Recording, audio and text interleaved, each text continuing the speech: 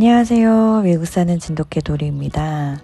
제가 도리랑 산책을 할 때면 이렇게 자연 속에서 산다라는 게 얼마나 멋지고 아름답고 감사한 일인지를 매번 깨닫게 되는데요. 늘상 보는 자연인 것 같은데도 매번 새롭게 보이는 게 있어요. 지금 에버그린 보시면 새롭게 돋아난 나무 가지가 보이잖아요. 색깔이 다르잖아요. 매년 요만큼씩 자라는구나 이런 걸 좀 확인해 볼 수가 있고요. 이렇게 처음 보는 곤충도 접할 수가 있고, 그래서 매번 똑같은 것 같으면서도 그 안에서 새로운 것들을 발견하게 되는 또 기쁨이 있어요. 근데 올해는 무슨 일이 있었냐면 저희 우편함에 새가 둥지를 지은 거예요. 그러지 않아도 이 드라이브웨이 그 차 다니는 곳에 새똥이 왜 이렇게 많지? 왜 우리 집에만 이렇게 쌓아놓는 거지? 이런 생각을 좀 하고 있었는데 보니까 이렇게 새가 둥지를 틀었어요. 근데 여기가 이제 알을 낳았겠죠? 그러다 보니 엄마 아빠 새가 그 알을 지키려고 할 거 아니에요. 그래서 제가 새를 의식할 때는 좀 조심스럽게 이렇게 다가가기도 하는데 그렇지 않을 때 정말 의식하지 않고 그 편지함에서 편지를 뺄 때가 있잖아요. 그럴 때 새의 공격을 받은 적이 있어요. 지금 보시면 되게 가까이 날아오잖아요. 거의 눈앞까지 날아와서 부딪힐 정도로 하다가 싹 날아가는 거예요.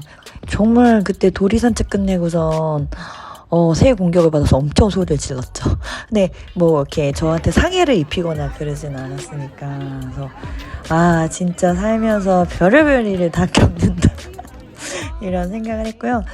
이번에 저희 막둥이가 트랙이라고 그 육상팀에 들었어요. 그냥 학교 끝나고 방과 후에 막 달리기 연습하고 인근에 있는 다른 중학교 학생들하고 경기하고 뭐 이런 프로그램이에요. 근데 저희 첫째랑 둘째도 다 했는데 첫째는 트랙을 지옥으로까지 표현했거든요. 너무 힘들다고. 너무 싫다고. 근데 둘째는 얘도 이제 하기는 싫어했는데 그래도 첫째보다는 연습에 많이 참여를 했는데 게임에는 참여를 하지 않았어요. 근데 저희 막둥이가 트랙을 너무 좋아하는 거예요. 잘하는 거는 아니지만 그냥 너무 좋대요. 재밌고. 그래서 연습도 매번 참여하고 경기도 매번 참여하고 있어요. 그래도 저의 유전자에 비해서는 엄청 잘 달리는 편이에요. 제가 고등학교 때 100m 20에 달렸거든요. 근데 저희 딸 16초에 달리더라고요. 그래서 너무 신기하고 기특하다고 생각을 하는데 이제 저희 막둥이 말에 의하면 정말 이렇게 선수로 뽑힌 애들은 12초대 달린다는 거예요. 와, 빠르다. 예, 그리고 보통 반려견을 기르는 가정 같은 경우에 이렇게 트랙에 갈 때 항상 이렇게 또 뭐 이렇게 그린 갈 때는 반려견 많이 데리고 가거든요. 그래서 저도 도리를 한 두어 번 데려갔는데 도리가 좋아했죠. 근데 이게 문제가 뭐냐면 트랙 경기 중에는 그 권총을 쓴단 말이에요. 빵 소리를 내잖아요. 모든 경기에 그런 건 아닌데 몇 가지 경기에 그래요. 근데 도리가 처음에는 그 총소리에 반응을 안 하다가 어느 순간부터 그 소리가 너무 싫은가 봐요. 그래서 얘가 트라우마가 생긴 거지. 트랙 근처를 가려고 하질 않는 거예요. 그래서 한 두 번째 데려갔을 때는 너무 싫어해서 너무 무서워하고 싫어해가지고 제가 여기 경기장에 머물지 못하고 집에 들렸다가 도리를 놓고 다시 오기도 했어요. 이상하게 어렸을 때 정말 특히 개춘기 때는 불꽃놀이 할 때도 그 소리 절대 무서워하지 않았거든요. 다른 개들은 불꽃놀이 할 때 너무 스트레스 받아가지고 저희 단지 내에서도 몇 시 이후에는 제발 터트리지 말자 이렇게 막 얘기들이 많이 올라와요. 왜냐면 독립기념일 주간에는 개별적으로도 많이 하거든요.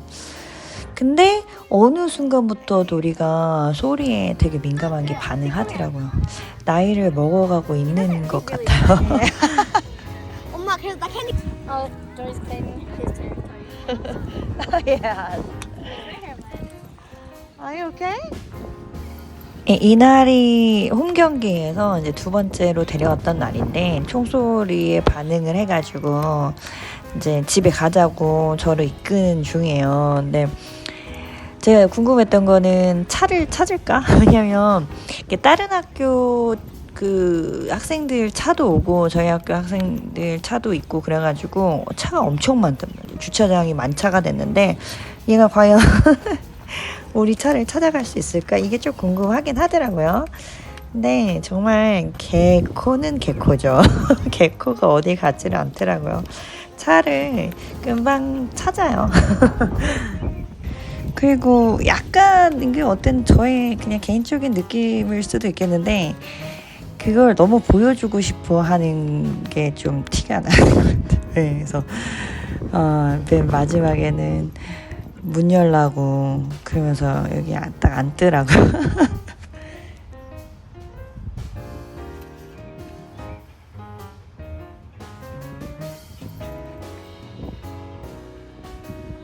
도리를 집에다 놓고 경기장에 왔는데 이때가 1600m 장거리 달리기 경기였어요.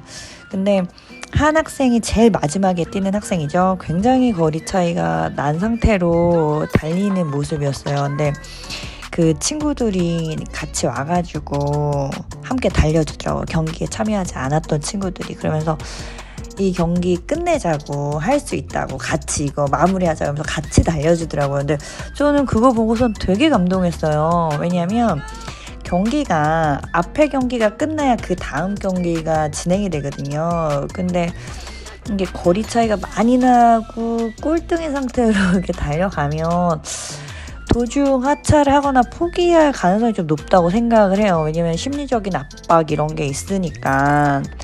근데 그 친구들이 같이 가서 막 격려해주고 같이 달리는 모습이 저는 되게 감동적이었어요. 그러니까 경쟁적이지 않은 학교 환경, 교육 환경에서 이러한 모습을 볼 수 있다라는 생각이 좀 들었고, 그게 이제 미국에서 아이들을 키우는 것의 가장 큰 장점이다. 저는 이렇게 생각을 하거든요. 그래서 제가 이거에 대해서 저희 막내한테 얘기를 해줬더니 막내가 그러더라고요. 엄마, 나도 그래. 나도 친구가 마지막으로 달리고 있으면 같이 가서 달려줘. 이렇게 얘기를 하더라고요. 그래서 그래, 이런 거는 사실 문화인 거거든요. 이게 가르친다고 해서 되는 게 아니에요. 왜냐면 이렇게 앞만 집에서 가르쳐도 학교 환경이 그렇지 않으면 얘 혼자 그러기가 힘들거든요. 근데 이거는 뭐 우리가 따로 부모가 교육하지 않더라도 학교에서 받을 수 있는 그 분위기와 환경 속에서 자랄 수 있는 거니까 그건 미국 교육 환경의 혜택이다 이런 생각을 좀 했습니다. 이날에 이제 저희 막내가 연습한다고 같이 트랙 가자는 거예요. 그래서 제가 너무 피곤해서 좀 쉬자고 그런데도 막 굳이 저를 막 데리고 가서 막 엄마도 달리라고. 그래서 제가 이날 전력 지출을 해가지고 허벅지 근육이 너무 아프더라고요. 그래도 좋아하는 게 있다라는 거는 뭐 응원해줄 만한 일이니까. 근데 그렇잖아요. 좋아하는 걸 잘하게 만드는 게 중요한 것 같아요. 거기서부터 자기 확신과 믿음이 오고 자기 효능감이 오거든요. 근데 애들 막 못하는 걸 가지고서 막 잘하게 만들려고 하는 거는 부작용과 역효과가 큰 것 같아요.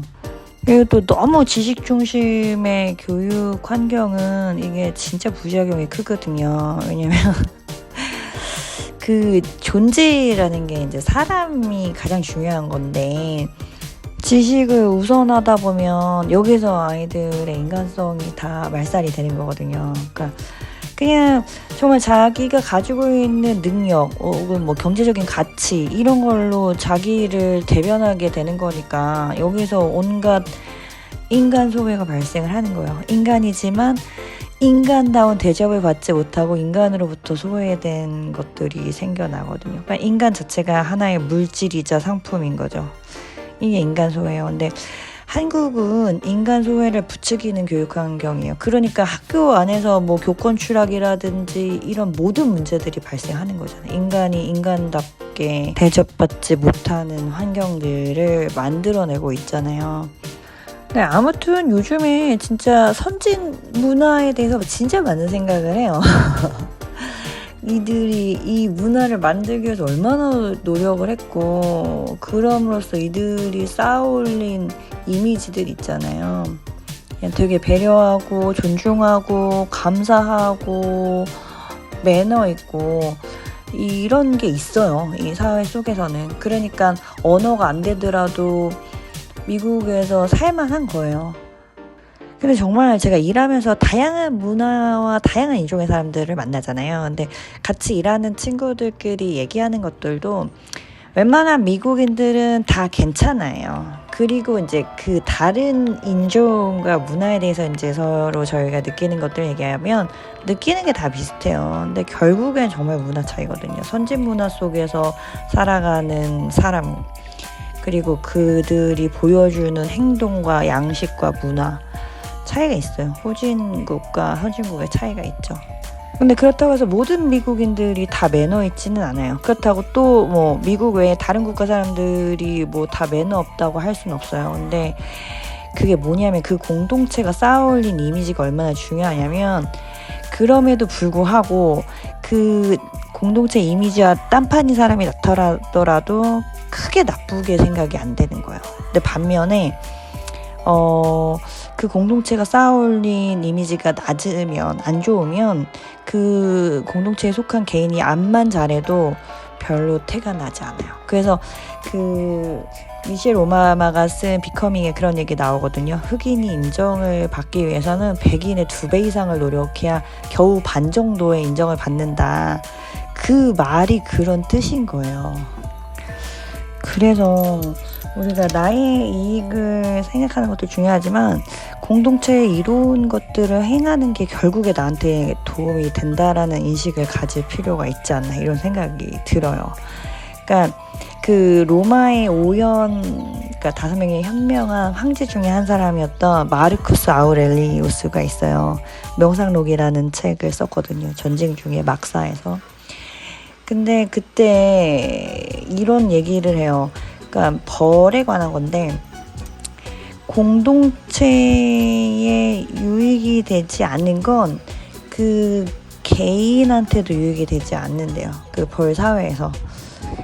맞는 것 같아요. 우리가 공동체를 위해서 할 수 있는 좋은 일이 있다면 그 이미지를 좋게 만들기 위해서 할 게 있다면 하는 게 맞아요. 그러니까 예를 들어서 그 한국 분들 우리는 이제 팁 문화에 익숙지 않아서 미국에 오면 팁 주는 거 아깝단 말이에요.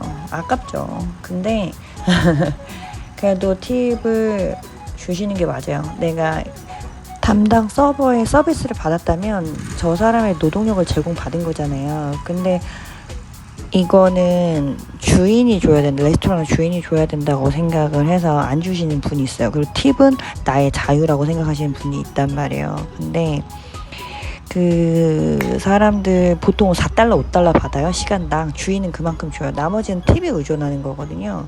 그렇게 되면 이제 식당에 가잖아요. 그러면 에이시안들 팁 안 줘. 이렇게 서빙 받아놓고서 안 줘. 이런 것들이 쌓이잖아요. 그러면 나는 그런 사람이 아니지만 내가 식당에 갔을 때 그렇게 쌓여진 이미지에 대한 어떤 부당한 처우를 받을 수도 있는 거죠. 네.